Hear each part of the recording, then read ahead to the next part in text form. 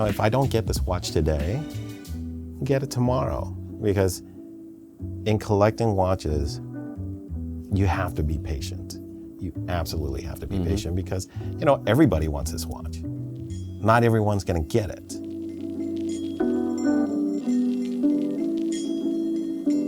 Before we get started, you know, I'd love to, you know, hear your story. Tell us a little bit about, you know, who you are and how you got into watches. So I am by education a neurobiologist, but I got lucky and started a product design company with some friends. And we're based in New York City. I live in New York City, originally from California. And how I got started into watches. So I tend to underdress a lot. So I'm basic Californian, t-shirt, sweats, shorts, flip-flops everywhere. Lucky you. And one of my board members suggested that I should dress more adult. So I figured, okay, the first thing I'll do as an adult is get a watch. So the first watch I got was a Rolex Explorer II in the polar dial.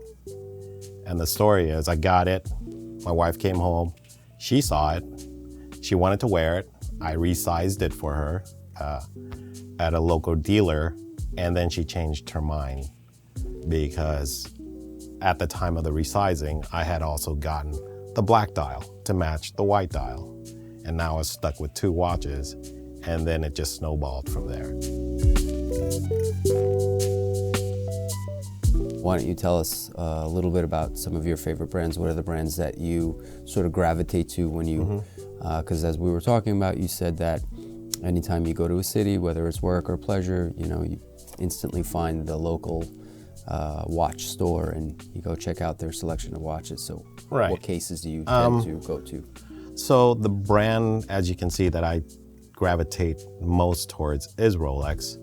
And it's not so much the mechanics or the engineering of the watch.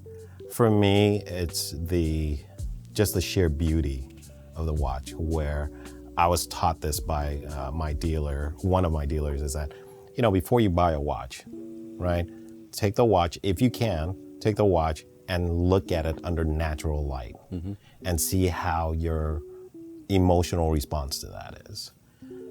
And so I started doing that, and I just realized that the way Rolexes are built with their color and their texture and basically the shininess of it, I just love it, you know, and I understand that the mechanics, the engineering is already great. It's already built in. You already know the reputation of that watch. But what is my emotional response to its beauty, its color? It's how well it shines off of natural light. So that's why the Rolexes I have, you can see a lot of them have different colors, different color dials. And then of course, Patek Philippe, just again, it's just the sheer beauty of it. You know, I didn't bring it, but I have the Calatrava Pilot, and it's just an absolutely gorgeous watch just to look at. And you can see I have a myriad of watches. I have an Oris here. Why don't we talk about that Oris, because that was sort of that stood out in this sea of Rolex watches, and it really caught my eye. So this Oris is the Oris Carl Brashear. It was named after the Navy diver, the first African-American Navy diver, and it is in bronze. And I just love the warmth of the color of the bronze. I'm not a seller of watches. The ones that I buy, I tend to have a very close emotional attachment to it. And I tend not to sell my watches. I may not wear them on a regular rotation, but I love just to look at them. This one, unfortunately, I haven't worn in a little while, just because it's a very hard decision for me to look at what watches I have and pick one to wear on that day or on that date. So I tend to stay with the basics. So I'm either wearing Submariner or I'm wearing this Omega. Okay, so you got a the Omega Speedmaster. Seamaster on your wrist, and you just did mention Submariners, so let's talk about your collection of subs. So here we have the Smurf. Blue is a great color, and obviously something that a lot of our collectors and just people in the watch community tend to gravitate towards blue dials. Yeah, but the great thing about the blue dial Smurf is that it's understated. People who see you wear this watch, or even myself, I wouldn't be able to tell that this is white gold unless I knew it was white gold, and then there's a heft to it, you know, as compared to stainless steel sub. And it's just the blue again, that blue reflecting natural light. It's just an absolute gorgeous watch. I actually lusted after this watch for months before actually pulling the trigger. I kept looking at it in the case and just wishing and hoping and trying to convince my wife to get it for me for Christmas. And she said, no, you can buy your own watch. And I finally pulled the trigger. Truly, I actually started watch collecting in November of 2017. Which is so why very recent. Very recent, and like we all said, this is why we're all, you know, super impressed with your collection. So just showed you the Smurf. Here we have a, you know, all black sub with date, and then of course everybody's favorite Submariner these days, the green Hulk, which you told me earlier you don't really wear this watch. I don't.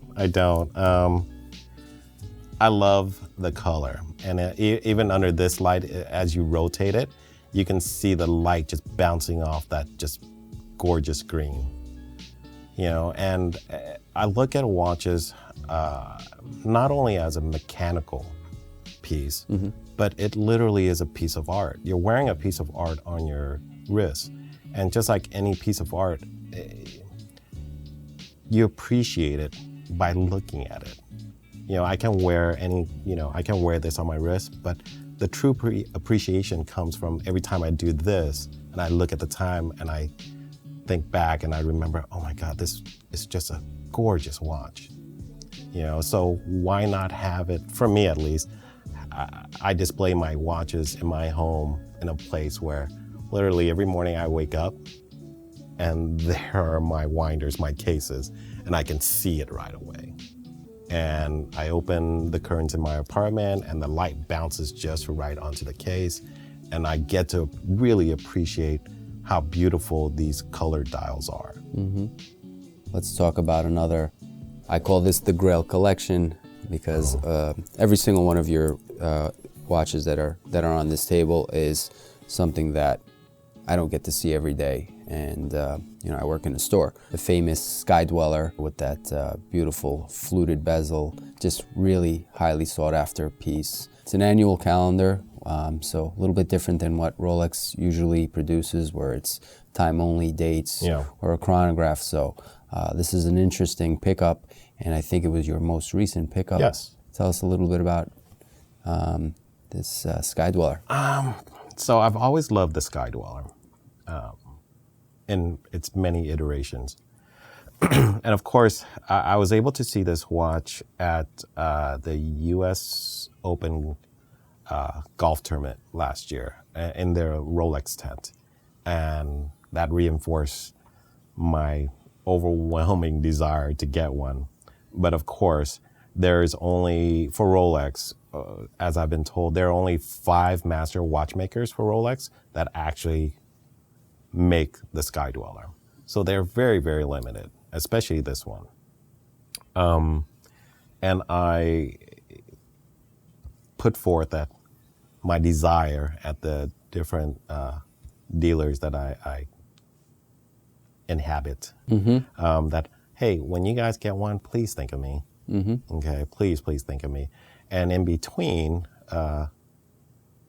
last June and me getting this last week, I bought 2 other Sky Dwellers, the black dial and a white dial, stainless steel gold. And I absolutely love those. I love wearing the Sky Dweller because it's a little different. You know, it's a dressy sports watch. And I'm not, as you can see, I'm not a dressy watch guy at all. I tend to wear a lot of sports watches. But this is the dressy sports watch. This is the watch or my other iterations that I can wear with a suit or with a button-down shirt or when I go to meetings or when I have something where I actually have to dress up for them. Size-wise, how do you feel about the size? I mean, it is a larger. It is large, but case is a bit thicker. It's well, I also have, which you don't see here, but I also have a IWC Big Pilot Petite Prince. So this is nothing compared to that watch. Okay. So I waited, and on just a daily walk that I take from my apartment to one of my dealers, they said, "We have a surprise for you, Mike." I'm like, what? Because the last time they said this, they surprised me with a watch too, and he brought this out, and to describe my joy, I just can't, and this was a daily walk where my wife went to one store and the husband went to another store. And when my wife came in, she's like, "You bought a watch, didn't you?" Said, "Yes, I did, but look at how beautiful this blue dial is."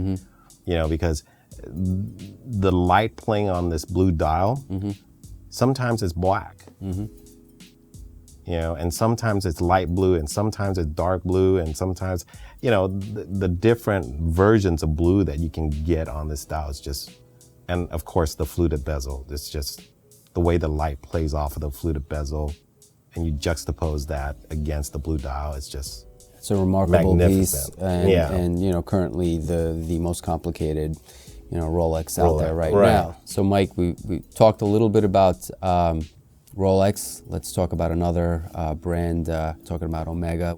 You have an Ultraman that you just got recently, and I think you have a great story regarding the Speedmaster.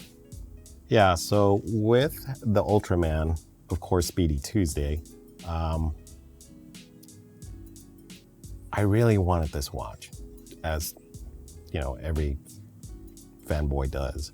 But of course, because it's a limited edition, couldn't get it.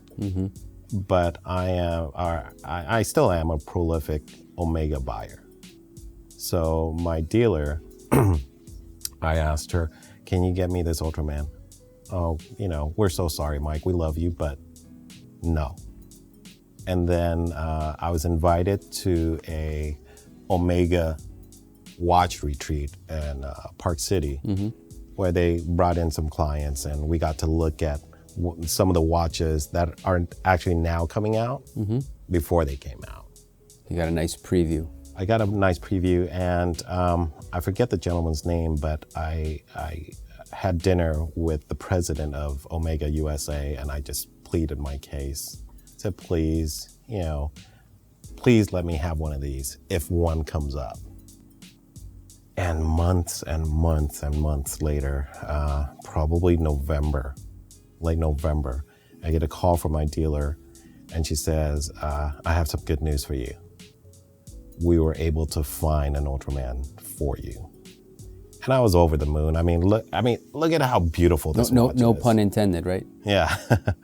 Look at how beautiful this watch is with the orange, and the black. And then you shine a light on it, the little Ultraman logo comes up. And I'm from that era where, as a kid, I used to watch Ultraman. Cool. I thought, oh my God, this is like one of the greatest days of my life, watch-wise, and I love this watch. So most of the watches we have on the table, they're automatic. How do you feel about having a manual wound watch? I actually don't mind a manual wound watch. One of the watches that I carry, which is different from a watch that I wear, is a manual wound Longines pocket watch. It's a limited edition railroad watch that I just carry in my pocket on a chain, and you got to wind that thing every so often. I love it because, as a non-engineer, I don't know what goes into building one of these, right? But the texture and the feel of just standing there and winding it and hearing or feeling that clicking motion, that to me is part of having a watch experience. I like to say, like, we've become a little bit too automated in society, and where, I just saw that somebody came out with sneakers recently where you don't even have to tie your shoelaces anymore. Nike. We're getting lazy. So, and I've heard people complain about, should I have a watch winder? I'm like, there's a beauty in sort of winding your watch and giving it life. I mean, I work in tech, so the products we put out are meant to make people lazier. Where if we're building some software, instead of going through multiple steps to get to the end of product, my team and I build a product that goes from A to B without all those intermediary steps. And here, I can enjoy the complete opposite of that, where I actually have to take, in tech terms, this is very analog. I'm doing a very analog thing. Winding, setting the time, setting the date. And I really enjoy that. On a sea of Rolex, Omegas, we also have another chronograph that I want to touch base on, which is the Daytona.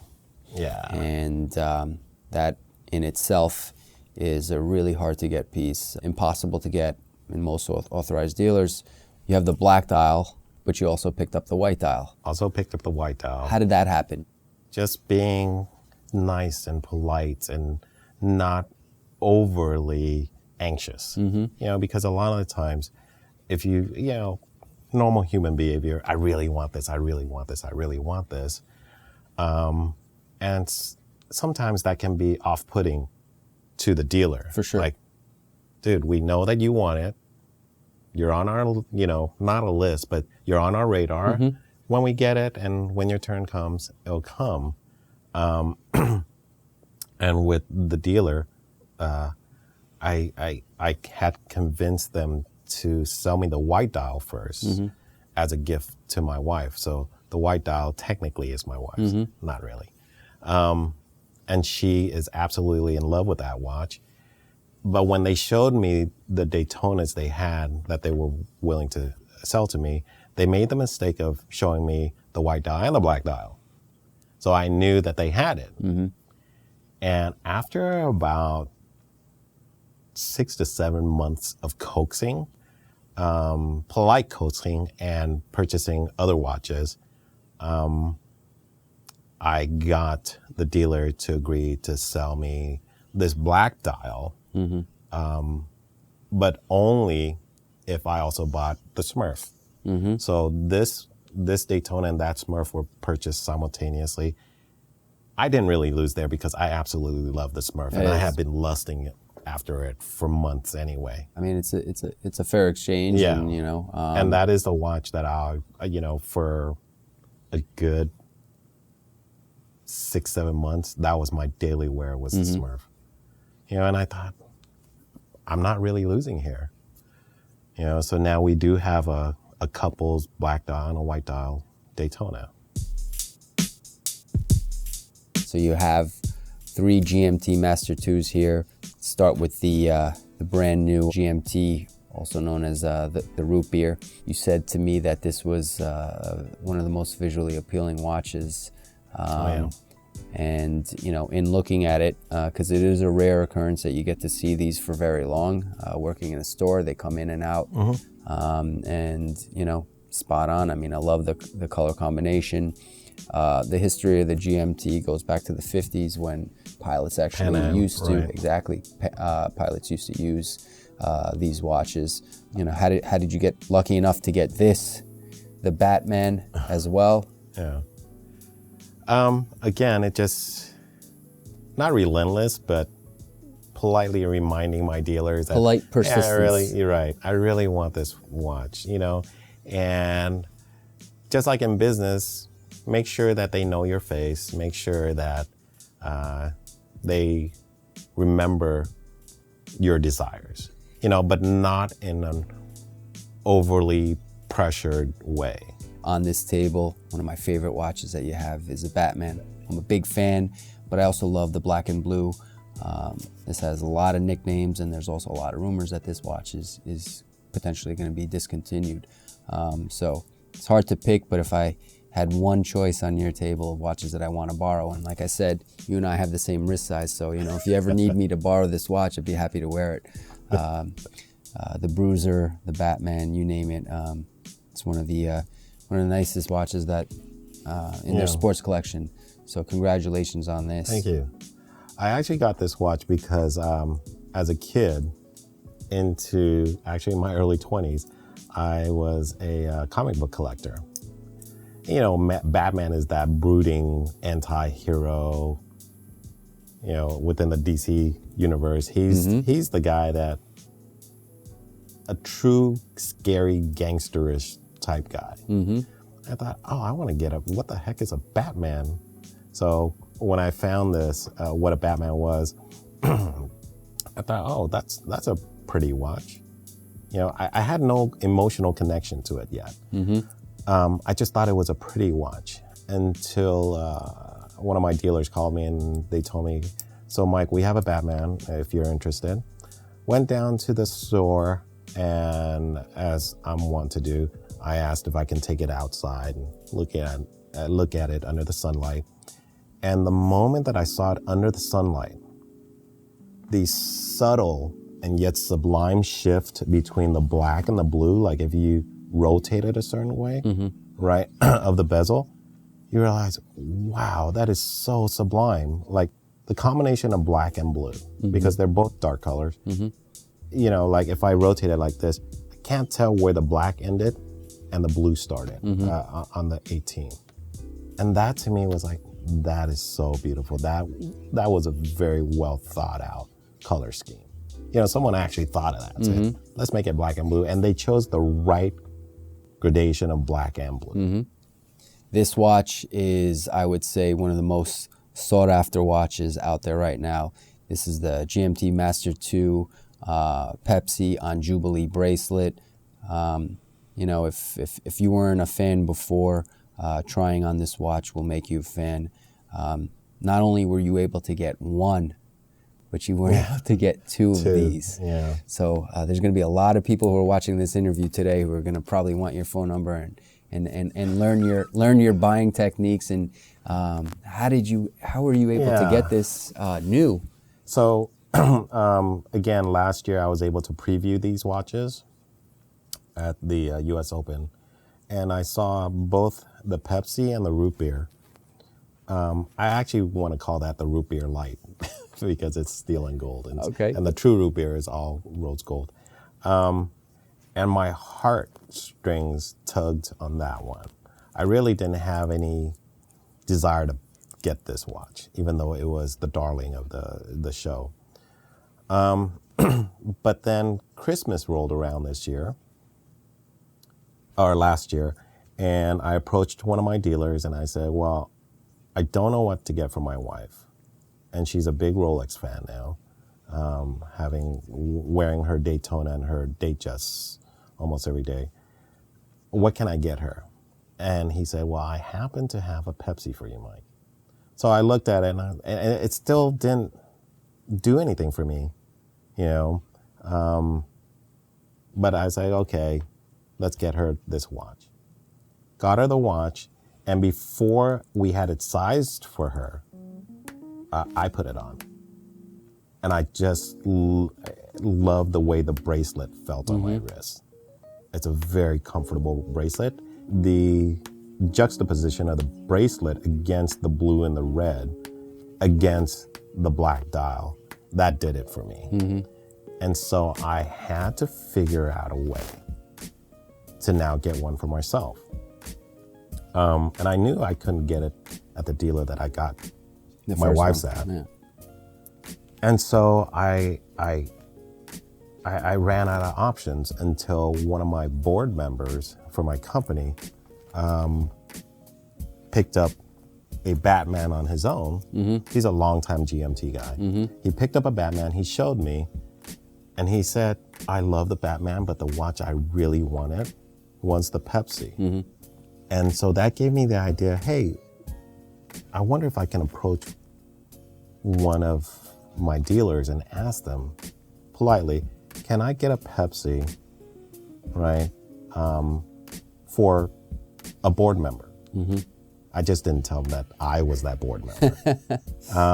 And then I waited months and months and was able to get the Pepsi from a different dealer for myself. The second piece that everybody was also talking about was this Black Bay GMT,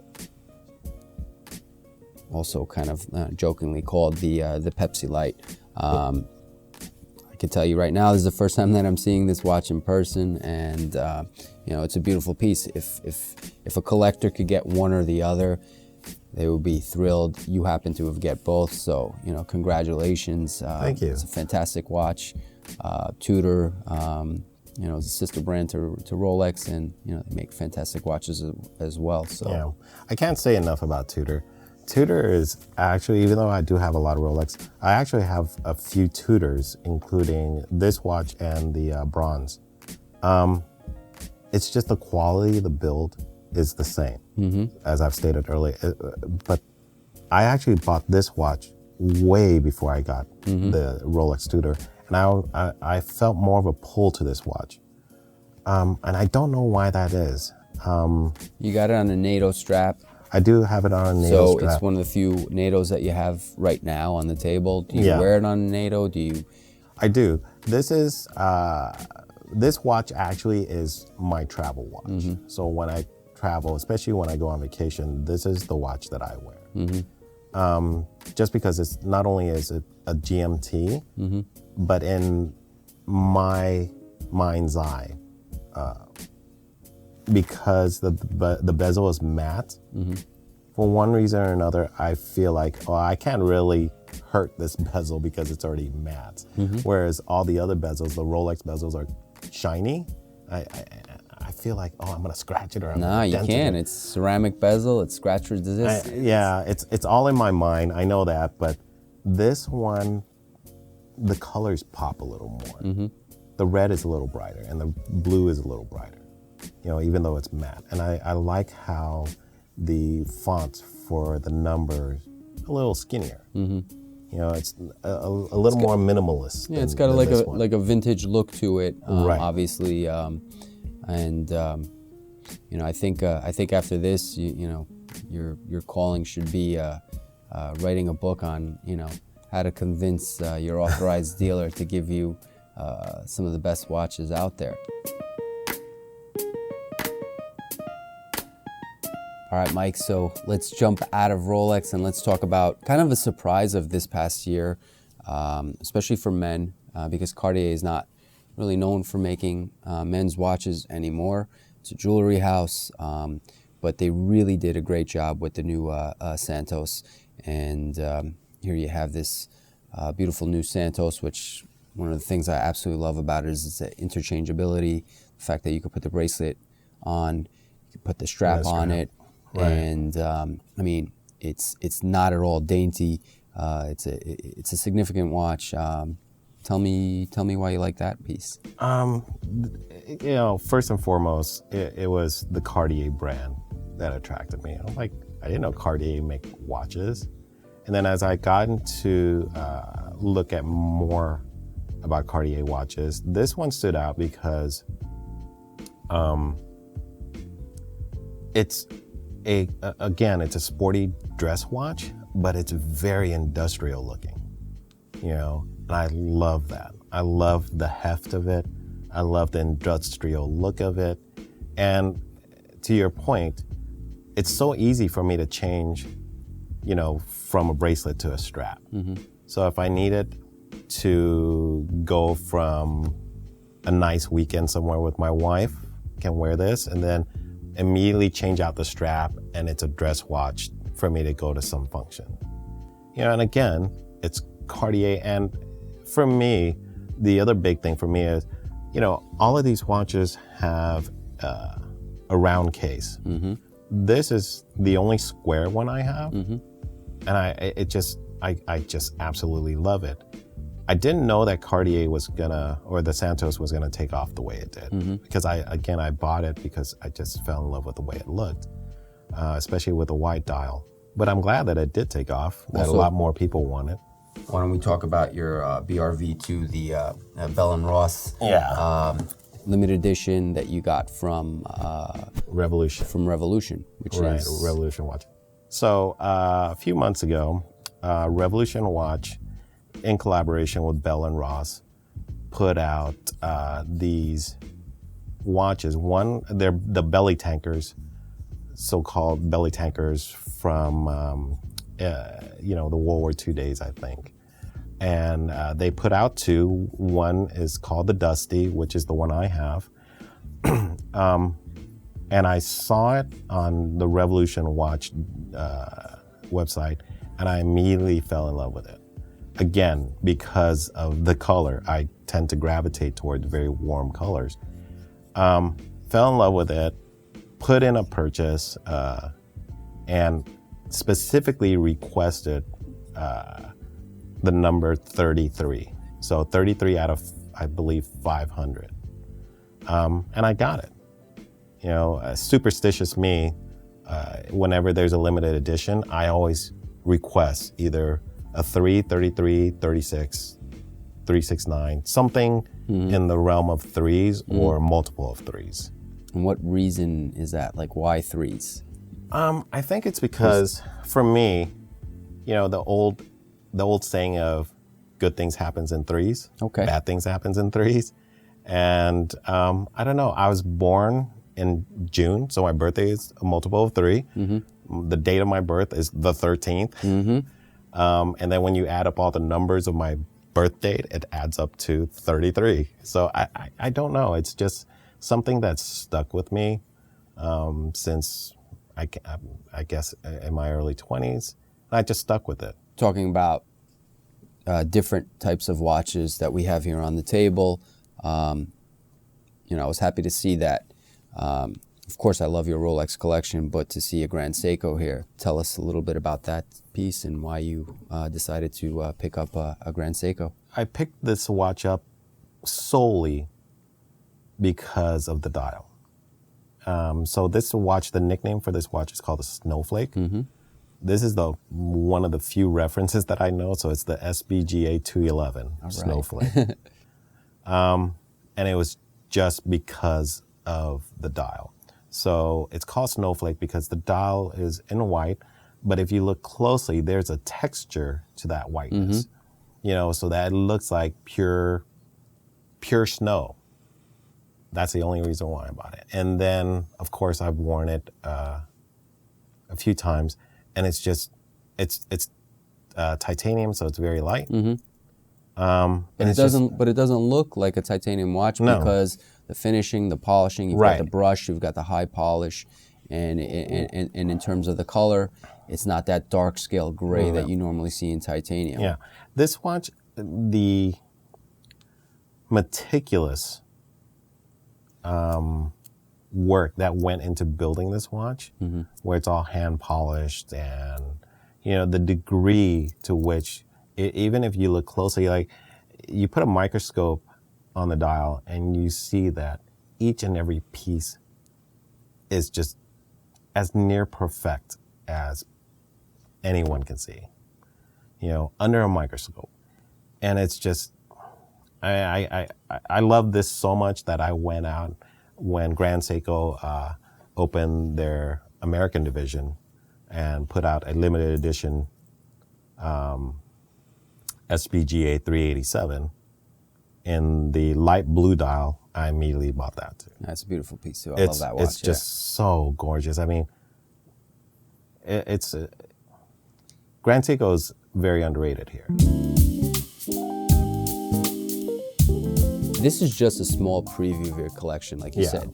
When we first met, we were talking a little bit about WatchBox, and you showed me that you actually uploaded many of your watches on the WatchBox. Yes. Which is pretty impressive to see that collection. Yeah. This is a small sampling of what you actually own.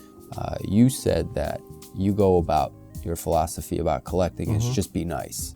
Right. And I think a lot of our viewers, a lot of our collectors, they try to be as nice as possible, but for you it worked. I mean, you said that you just go into the stores and you're polite to people and you try to let them know that you're interested in certain watches, and lo and behold, you were able to get one of the most sought after watches in the world right now.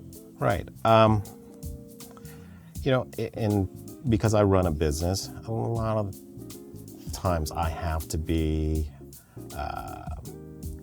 not nice, but business-like. I'm going to try this on if you don't mind. No worries. And I found that even in business, in negotiating, right?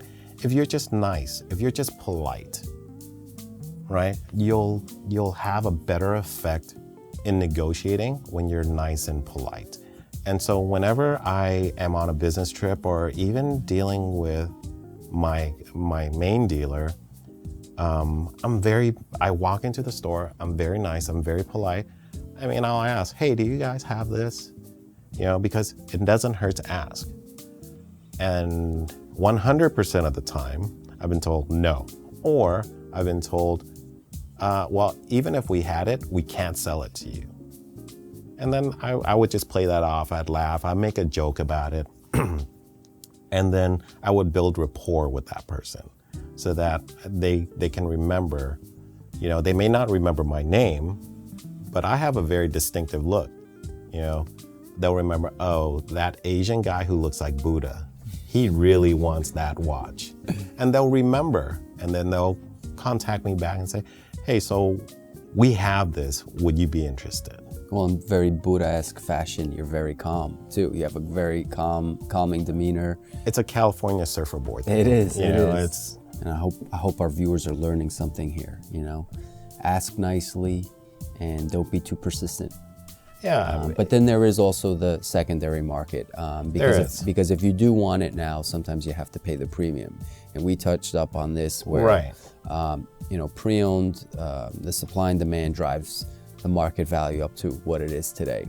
And so if you're paying over retail for a watch, that doesn't necessarily mean you're overpaying for it. That just means that's the market value for it. That is the market value for it. And you got to think of it this way. If you're going to make a purchase of, I mean, let's call this a Grail watch. It is something that's been speaking to your heart for a while. And for one reason or another, you couldn't pull the trigger, whether it's at an authorized dealer or at a secondary market. But in the end, that watch is still speaking to you. And if it's speaking to you that loudly, the premium, okay, I wouldn't say that it shouldn't matter, but that premium is worth your heart's desire, is worth you wearing an absolutely great piece of art on your wrist. Because as we all know, the first time you put on that watch you've been wanting for a long time, there's a certain feeling that comes over you. You're like on top of the world just because you're wearing a watch, a piece of art.